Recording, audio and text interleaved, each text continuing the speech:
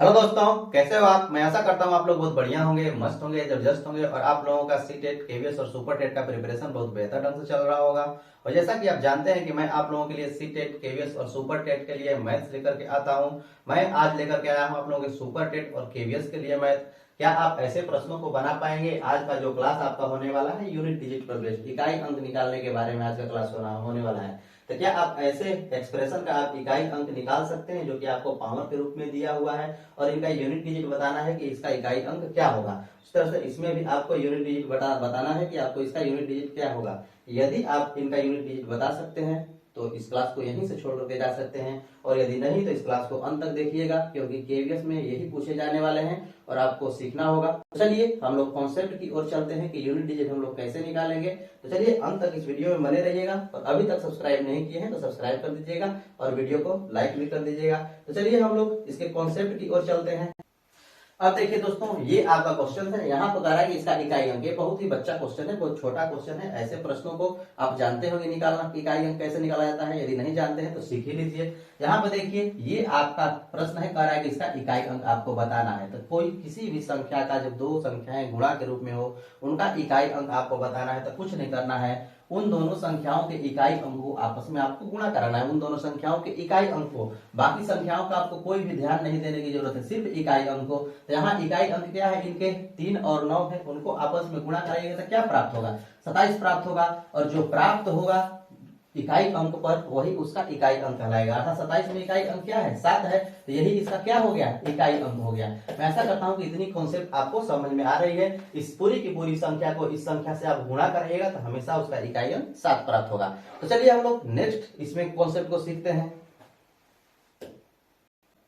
अब देखिए दोस्तों, जैसे ये आपका क्वेश्चन है, इसमें भी आपको इकाई अंक आपको ज्ञात करना है। ऐसे प्रश्नों का इकाई अंक आप कैसे ज्ञात करेंगे, वही काम करना है जो हमने पिछले क्वेश्चन में आपको बताया है कि आपका इकाई अंक ज्ञात करने के लिए यदि इसका एक्सप्रेशन के रूप में, गुणा के रूप में दिया हो तो उस स्थिति में उनके इकाई अंक को हम लोग बस ध्यान देते हैं। यहाँ पर इकाई अंक क्या है, देखिए 7 है, 1 है, 2 है और 5 है। यहाँ पर सभी क्या है, इनके इकाई अंक है। अर्थात इन्हीं का गुणा कराना है, 7 का, 1 का, 2 का और 5 का आपको गुणा कराना है। यहाँ पर आप गुणा कराइएगा तो इसका क्या आएगा, इकाई अंक। आप आसानी से इतना किए बिना भी आप बता सकते थे कि इसका इकाई अंक क्या होगा। कैसे बता सकते थे, यहाँ पर आप देख रहे हैं कि इकाई अंक पर यहाँ 2 है और यहाँ आपका 5 है। ये क्या है, 2 और 5 है, और 2 और 5 को हमेशा जब भी आप गुणा कराइएगा तो क्या प्राप्त होगा, 10 प्राप्त हो गया। अर्थात इकाई अंक पर क्या प्राप्त हुआ, यहाँ पर 0 प्राप्त हुआ। और 0 चाहे किसी भी संख्या में वो गुणा हो तो उसका क्या होगा, हमेशा 0 ही प्राप्त होगा। अर्थात इसका इकाई अंक क्या हो जाता है, 0 हो जाता। आशा है कि इतनी कॉन्सेप्ट आपको समझ में आ रही है। इसको भी गुणा कराइएगा तो 5 गुना के 10 और 7 70 हो जाएगा। 70 में इकाई अंक क्या हो जाएगा, यहाँ पर आपका 70 में इकाई अंक आपको 0 हो जाएगा। उस तरह भी तो आपको यहाँ पर आपको याद रखना है हमेशा कि किसी भी एक्सप्रेशन में यदि वो एक्सप्रेशन गुणा के रूप में हो और उसमें आपको 2 और 5 इकाई के स्थान पर दिए हो तो उस स्थिति में उस एक्सप्रेशन का इकाई अंक हमेशा 0 होगा, हमेशा क्या होगा, 0 होगा। तो मैं आशा करता हूं कि ये कॉन्सेप्ट आपको अच्छी तरह से पता चल गई, इसमें कोई भी तकलीफ नहीं हुई है। तो चलिए हम लोग नेक्स्ट कॉन्सेप्ट की ओर चलते हैं। अब देखिए दोस्तों, जैसे ये आपका क्वेश्चन है, यहाँ पर पावर वाले क्वेश्चन है और यहाँ पर पूछ रहा है कि इसका इकाई अंक क्या होगा और सभी एक्सप्रेशन के रूप में, गुणा के रूप में यहाँ पर दिए हुए हैं। तो आप कैसे इनका निकालिएगा इकाई अंक। तो यहाँ पर आपको एक बात नोट में रखनी होगी, ध्यान, ठीक है ना।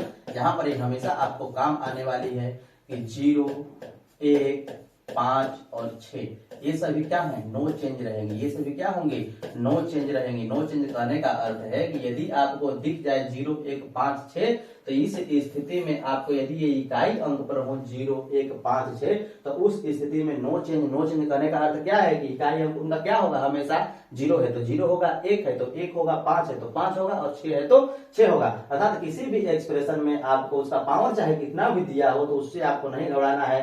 यदि उसमें दिख जाए कि 0 है, उसमें दिख जाए कि वो 1 है, उसमें दिख जाए कि वो 5 है, तो जो दिखे वही उसका इकाई अंक होगा। मैं ऐसा करता हूं कि इतनी कॉन्सेप्ट आपको समझ में आ रही है। यदि नहीं समझ में आ रही है तो मान लीजिए कि यहाँ पर आपको ये संख्या हो गई 105 और 105 का आपका पावर हो जाएगा 23, ठीक है।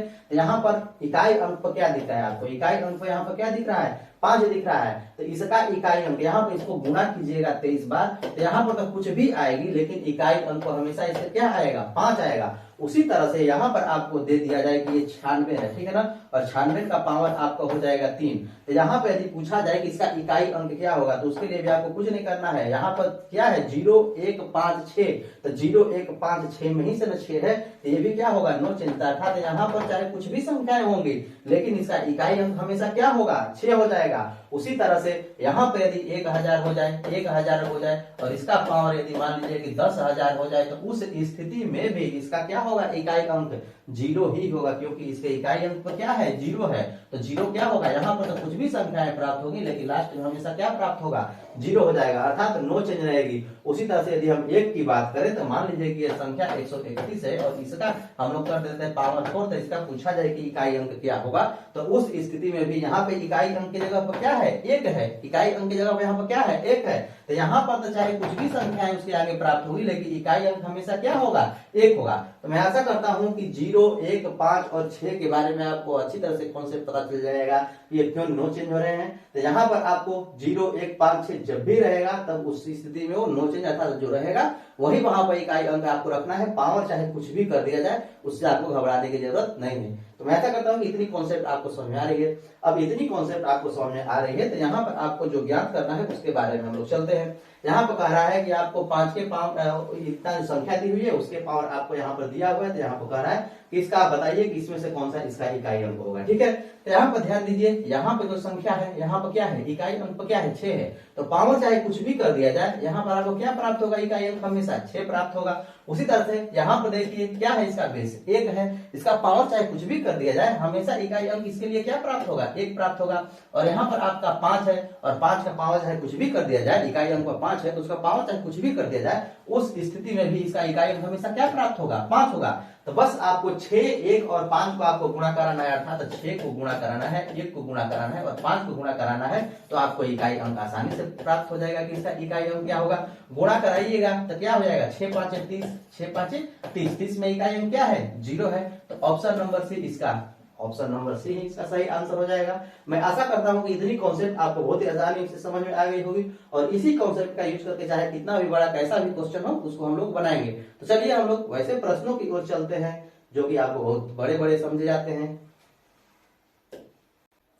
अब देखिए दोस्तों ये आपका क्वेश्चन है और यहाँ पर पूछ रहा है कि इसका इकाई अंक क्या होगा, पूछ रहा है कि इसका इकाई अंक क्या होगा। तो इस प्रश्न को आप ध्यान से देखिए, यहाँ पर इकाई अंक की जगह पर क्या है 6 है, यहाँ पर इकाई अंक की जगह पर क्या है 6 है। तो मैंने आपको अभी बताया कि जब भी आपको इकाई अंक पर 0 1 5 और 6 प्राप्त हो जाए, जब भी आपको 0 1 5 6 प्राप्त हो जाए तो उस स्थिति में क्या होते हैं नो चेंज रहते हैं, उसमें कोई परिवर्तन नहीं होगा। ठीक है ना, अर्थात इसका इस एक्सप्रेशन अर्थात इसका हम लोग पावर 37,037 बार गुणा करें तो इसमें इकाई अंक क्या प्राप्त होगा हमेशा आपको 6 प्राप्त होगा। मैं ऐसा करता हूं कि इतनी कॉन्सेप्ट आपको आसानी से समझ में आ रही है, इसमें आपको कोई भी तकलीफ नहीं हुई होगी।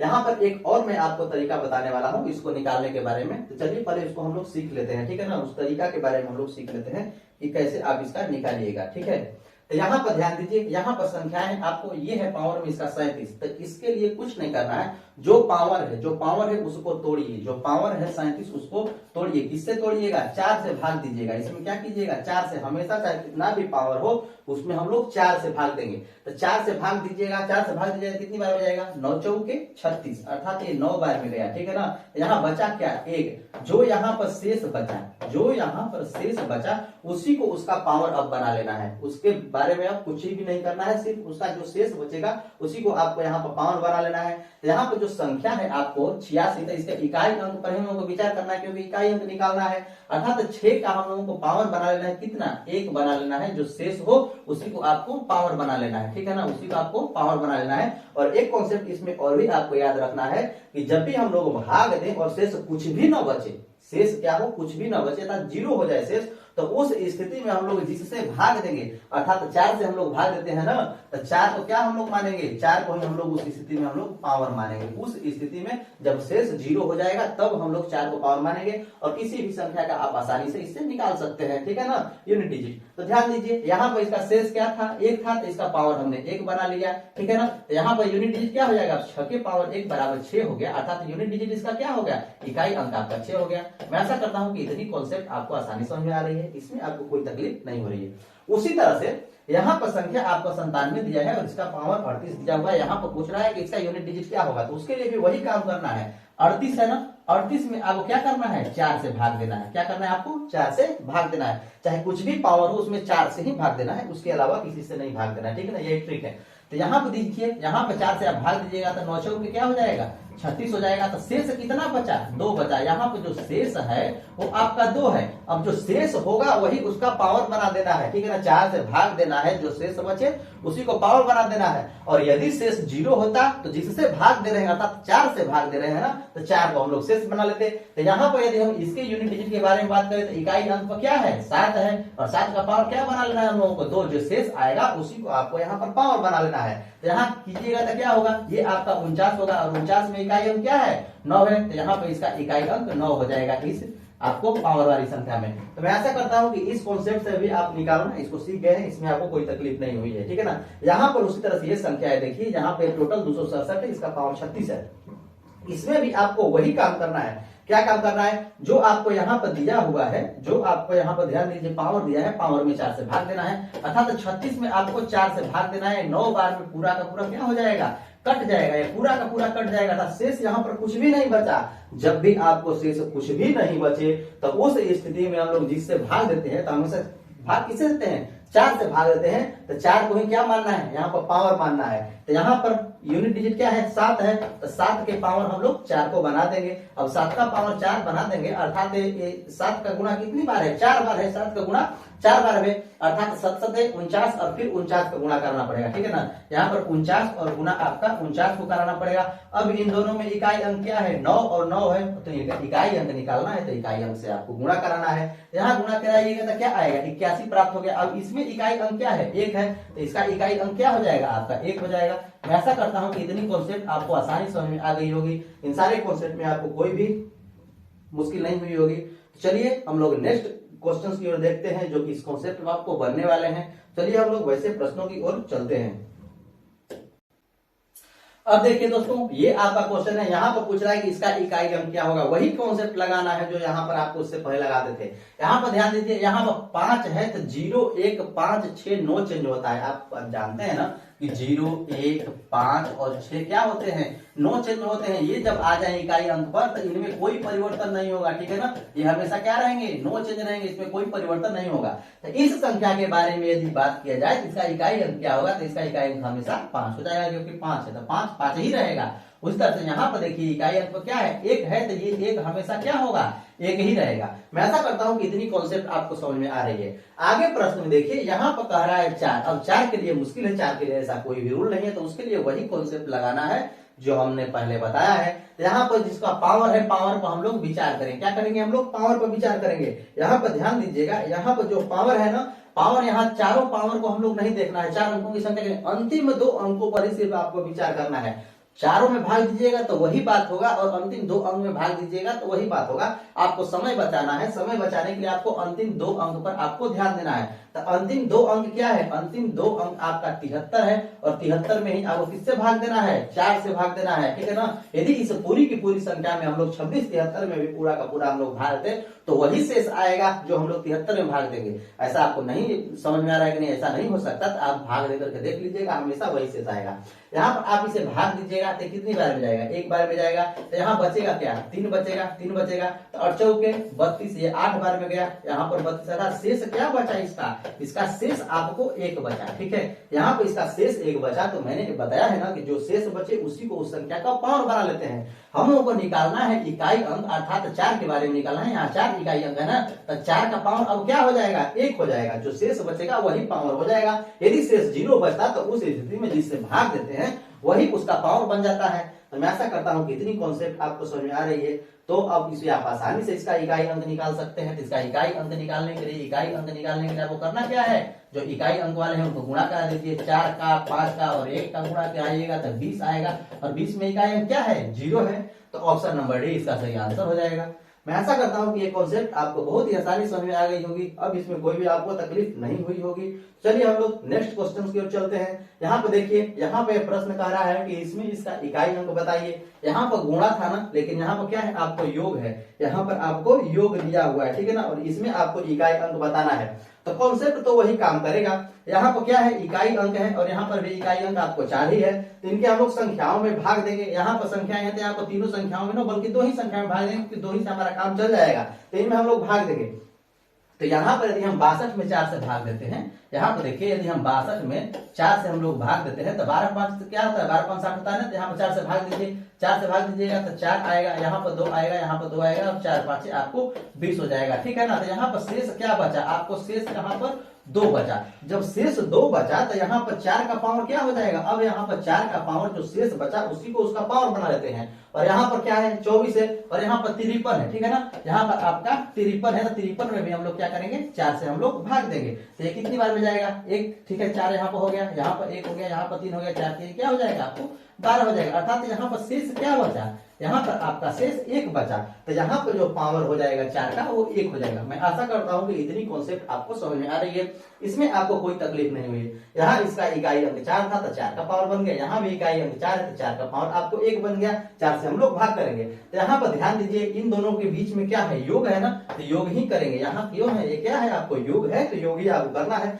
अर्थात 4 का स्क्वायर कीजिएगा तो 16 हो जाएगा और प्लस आपका क्या हो जाएगा 4 हो जाएगा, और यहाँ पे इसको जोड़िएगा तो क्या होगा 20 होगा, और 20 में इकाई अंक क्या है 0 है, तो इसका ऑप्शन नंबर 20 का सही आंसर हो जाएगा।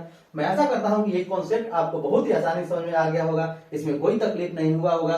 तो चलिए हम लोग नेक्स्ट क्वेश्चंस की ओर चलते हैं, और अभी तक चैनल को सब्सक्राइब नहीं किए हैं तो सब्सक्राइब कर दीजिएगा और वीडियो को लाइक कर दीजिएगा। चलिए हम लोग अगले प्रश्न की ओर चलते हैं। अब देखिए दोस्तों, ये आपका प्रश्न है, यहाँ पर भी आपको दिया हुआ है कि इसका पावर इतना है, इसका पावर इतना है, और इसमें इसका इकाई अंक बताना है कि इसका इकाई अंक क्या होगा। मैं आशा करता हूं कि इसका आप इकाई अंक निकाल सकते हैं, इसे अवश्य निकाल लीजिएगा, और आपको निकाल लेना भी चाहिए, क्योंकि मैंने आपको इस सभी कॉन्सेप्ट इसके इकाई अंक निकालने के बारे में हमने सिखा दिया है, तो इसे निकाल लीजिएगा। यदि आपको वीडियो अच्छा लगा है तो लाइक से सब्सक्राइब जरूर कर दीजिएगा और अपने दोस्तों में भी शेयर कर दीजिएगा। आज अभी के लिए इतना ही, इसी तरह के वीडियो के लिए इस चैनल में बने रहिएगा। देखने के लिए धन्यवाद।